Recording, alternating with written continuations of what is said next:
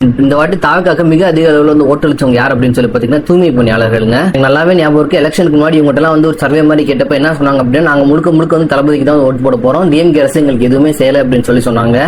DMK பேர்ல இவங்க கேட்டது என்ன அப்படின்னு சொல்லி பாத்தீங்கன்னா ஊதிய உயர்வுங்க.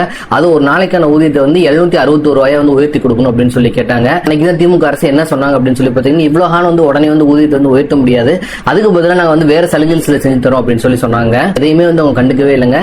எல்லாரும் கண்மூடித்தனமா நாங்க விசிலுக்கு தான் ஓட்டு போட போறோம், தளபதி வந்து எல்லாத்தையும் மாத்திடுவாரு, கேட்ட சம்பளம் வந்து எங்களுக்கு கிடைக்கும், எங்களுக்கு ஜாப் எல்லாமே வந்து கவர்மெண்ட் ஜாப் மாதிரி பெர்மனன்ட் ஆயிரும் அப்படின்னு சொன்னாங்க. இந்த மாதிரியான ஒரு பிரெயின் வாஷிங் மெட்டீரியல் யூஸ் பண்ணி அந்த தூய்மை பணியாளர்களை ஏமாத்தி இந்த ஓட்டுகளை ஃபுல்லாவே வந்து கவர்ந்தாங்க தாவேக்கா.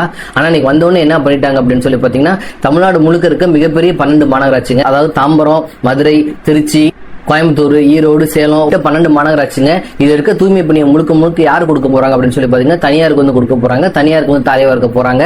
இனிமே இப்ப வேலை பார்த்துட்டு இருக்க தூய்மை பணியாளர் இருக்காங்களே, இவங்களுக்கு எல்லாம் பணி நிரந்தரம் இனிமே வந்து கிடையாது, கேட்ட மாதிரி வந்து பேமெண்ட் அப்கிரேட் எல்லாம் வந்து கிடையாது. இதுக்கு பாதி பேருக்கு கண்டிப்பா வந்து வேலை தர மாட்டாங்க பிரைவேட். ஏன்னா கண்டிப்பா பிரைவேட் வந்தாலே ஃபர்ஸ்ட் ஆட்குறைப்புல தான் வந்து ஈடுபடுவாங்க. சோ இன்னைக்கு இருக்கிற பாதி பேருக்கு வந்து வேலை போகுது. ஆனா முந்தைய திமுக அரசு என்ன தெரியுமாங்க பண்ணாங்க, இந்த மாதிரி போராட்டம் நடத்தினாங்க இல்லையா, அவங்க எல்லா பேருக்குமே வந்து 10,000 ரூபாய் வந்து பொங்கல் உதவித்தொகை வந்து கொடுத்தாங்க. அதே மாதிரி பணியில இருக்கிறப்போ தூய்மை பணியாளர் இறந்து போனார் அப்படின்னா அவருக்கு வந்து 5 லட்சம் ரூபாய் கண்டிப்பா வந்து அரசு சார்பு தரும் அப்படின்னு சொல்லி சொன்னாங்க. அதே மாதிரி தூய்மை பணியாளர் குடும்பத்தில இருந்து யாராவது வந்து முதல் தலைமுறை தொழில் முனைவோர் இருந்தாங்க அப்படின்னா அவங்களுக்கு மானியமா வந்து 3,50,000 ரூபாய் வழங்குறோம் அப்படின்னு சொல்லி சொன்னாங்க.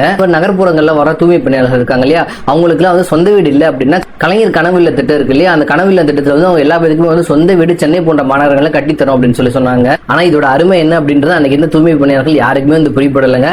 ஓட்ட ஃபுல்லா கொண்டு போய் வந்து விசிலுக்கு போய் குத்திட்டு வந்துட்டாங்க.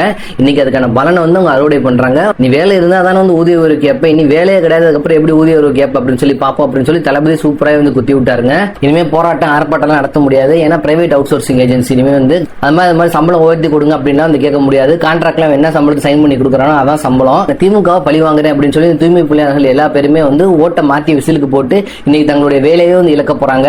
அவங்க ஒப்பந்த அரசு ஊழியர்கள்லாம் கிடையாது, முழுக்க முழுக்க பிரைவேட் எம்ப்ளாயிஸ். எந்த விதமான அரசு சலுகையுமே உங்களுக்கு கிடையாது. திமுக சொன்னாங்களே இந்த மாதிரி உங்களுக்கு அரசு சார்பு வீடு கட்டி தரும், இந்த மாதிரி இன்சூரன்ஸ் பண்ணி தரும், எதுவுமே வந்து அவங்களுக்கு அப்ளை ஆகாதுங்க. ஈரோடு உள்ளிட்ட பல்வேறு மாநகராட்சியில் வந்து மிகப்பெரிய லெவலில் 1000க்கும் மேற்பட்ட தூய்மை பணியாளர் வந்து போராட்டம் நடத்திட்டு இருக்காங்க.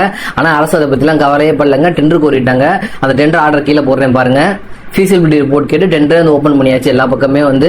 சோ கூடிய விரைவில் இவங்களை பெரும்பாலான பேர் வந்து வேலையை விட்டு தூக்க போறாங்க. அதே மாதிரி இவங்களுக்கான சம்பளமும் கண்டிப்பா வந்து குறைக்கப்படும்.